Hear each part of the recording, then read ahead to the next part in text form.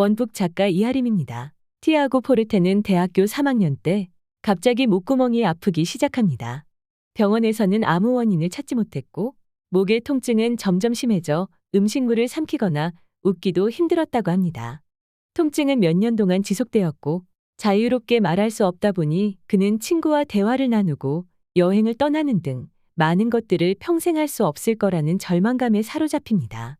어느 날 포르테는 진료실에 앉아 진찰을 기다리다 문득 자신이 인생의 교차로에 서 있다는 생각을 합니다. 자신의 건강과 치료에 책임을 지고 적극적으로 나서거나 희망 없이 병원만 전전하며 여생을 보내거나 둘 중 하나를 선택해야 했지요. 포르테는 즉시 종이를 꺼내 지금까지 도움이 되었거나 별 효과가 없었던 치료법들을 적기 시작합니다. 그리고 수백 페이지에 달하는 진료 기록을 모두 스캔한 후 필요한 부분을 검색하고 주석을 달아 디지털 기록으로 만듭니다. 모든 정보를 한 곳에 모으자 특정한 패턴이 눈에 들어왔다고 합니다.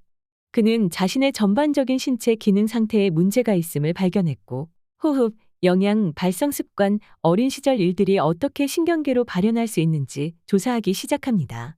그리고 마침내 병을 고치게 됩니다. 포르테는 그 후 정보를 저장하고 관리하는 기술이 지닌 잠재력에 푹 빠지게 됩니다. 그는 자신이 개발한 시스템에 세컨드 브레인이라는 이름을 붙였고 강의를 개설했으며 책까지 내게 됩니다. 오늘 소개해드릴 책 세컨드 브레인입니다. 현대인이 하루에 소비하는 정보가 신문 174부에 해당하는 분량의 콘텐츠라고 합니다.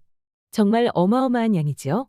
정보 과부하는 정보 탈진으로 이어지고 가끔 우리는 뭔가 잊고 있는 건 아닌지 불안한 마음이 듭니다. 우리 뇌가 기억하는 정보의 양은 한계가 있습니다. 예를 들어 저는 며칠 전에 읽은 책 내용도 기록해 놓지 않으면 전혀 기억을 하지 못합니다. 예전에는 정보를 보관하려면 손으로 써야 했지만 지금 우리에게는 컴퓨터와 핸드폰이라는 강력한 무기가 있습니다. 저자는 말합니다.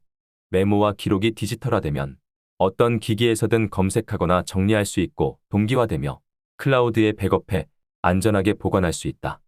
나중에 다시 찾을 수 있기를 바라며 종이 위에 아무렇게나 메모하지 않고 어디를 찾아봐야 하는지 바로 알도록 지식 보관실을 구축할 수 있다. 이 디지털 메모가 바로 세컨드 브레인입니다. 세컨드 브레인은 학습 노트, 다이어리, 스케치북 같은 역할을 합니다. 책이나 기사에서 읽은 좋은 구절, 인터넷에서 내려받은 이미지, 감동을 준 영화 대사 한 문장, 어떤 주제에 대해 떠오른 생각을 정리한 목록 등이 메모에 포함될 수 있습니다.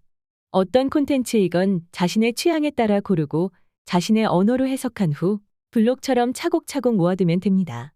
다양한 자료를 한 곳에 보관하면 생각지 못한 연관성을 찾아낼 가능성이 있고 여러 아이디어가 쌓이다 보면 창의력을 발휘할 수 있는 기회를 찾을 수도 있습니다. 저는 아이디어나 글감 소재가 생각나면 바로 핸드폰 메모장에 적어 놓습니다. 그 순간을 놓치면 금세 까먹기에 바로 적어야 합니다. 식탁 위에는 메모장이 놓여 있는데 남편과 대화를 나누다 아이디어가 떠오르면 종이 위에 적기도 합니다. 벽에는 달력을 걸어 놓아 그달의 약속과 스케줄을 표시해 놓습니다. 달력의 빈 공간은 책을 읽다 아름다운 문장이 나오면 문구를 적어 놓는 용도로도 사용합니다. 뇌에게 부담을 덜어주기 위해 언제 어디서건 기록할 수 있는 환경을 만들어 놓았습니다. 저자는 세컨드 브레인을 구성해 나갈 때 선별해서 콘텐츠를 수집하라고 조언합니다. 매일 쏟아지는 정보 중에서 마음 깊이 와닿는 내용만 골라 메모를 하는 것이 좋습니다. 또한 메모를 할 때에는 실행을 목표로 정리해야 합니다. 새로운 정보를 접할 때마다 이 정보가 프로젝트를 진행하는 데 어떻게 도움이 될까라고 질문하며 여러분에게 유용한 정보인지 생각해 봐야 합니다. 행동으로 옮기는 일에 집중하면 여러분이 기록해야 할 정보는 급격히 간결해집니다.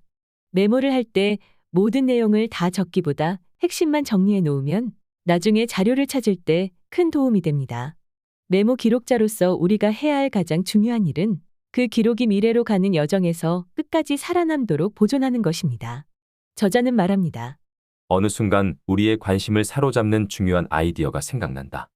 그 아이디어에 마음이 혹하고 집착한다. 그 새로운 아이디어를 잊어버리는 일은 상상할 수 없다. 하지만 몇 시간 후, 며칠 또는 몇 주 후, 기억에서 조금씩 사라지기 시작한다.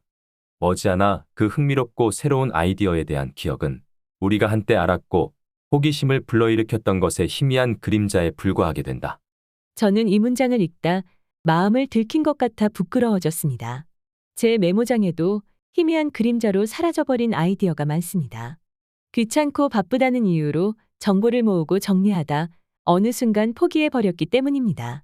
우리는 마음만 먹으면 세상의 거의 모든 정보를 얻을 수 있는 놀라운 시대에 살고 있습니다.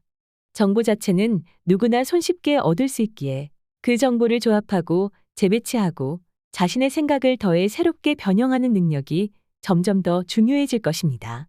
세컨드 브레인의 도움을 받는다면 우리의 두뇌는 무한히 확장할 수 있을 것입니다. 오늘 한 권의 책은 세컨드 브레인이었습니다. 구독과 좋아요는 원고를 쓸 때 큰 힘이 됩니다. 감사합니다.